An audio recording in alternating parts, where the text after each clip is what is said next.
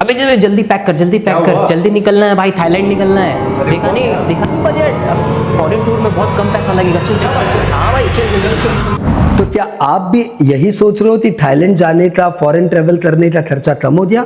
तो मैं बताऊं, ऐसा कुछ नहीं है। आपके खर्चे तब कम होते हैं जब जीएसटी की रेट कट होती है। और ये जो अमेंडमेंट आया है, ये इनकम टैक्स के टीसीएस टॉपिक में आया है। टीसीएस टॉपिक क्या होता है कि जब आप कोई फॉरेन ट्रेवल के लिए रेमिटेंस भेजते हो ना, तो आपसे एक टैक्स कलेक्ट किया जाता है। तो सपोज आपको फॉरेन ट्रेवल करना है और उसके लिए आपने 4 लाख रुपए फॉरेन टूर एंड ट्रेवल वाले को भेजा। तो 4 लाख रुपया जब भेजते हो तो पहले ये होता था 5 से 15% गवर्नमेंट आपसे टैक्स लेती थी। एक बार एग्जांपल के लिए 5% मानते हैं, तो 4 लाख का 5% यानी 20,000 रुपया गवर्नमेंट आपसे लेके आप ही के नाम पे एडवांस इनकम टैक्स पेड बोल के रख देती थी। यानी आपका 4 लाख रुपया खर्च हुआ फॉरेन ट्रेवल पे और आपका इनकम टैक्स एडवांस में पे हो गया 20,000। अब अमेंडमेंट ये आया है कि वो 5% से 15% की रेट कट करके 2% कर दी है। अब यदि आप फॉरेन ट्रेवल करते हो ना, तो वो खर्चे तो 4 लाख ही होंगे, बस उसमें जो इनकम टैक्स एडवांस देना पड़ता था वो अब 2% यानी सिर्फ 8,000 रुपया देना पड़ेगा। मतलब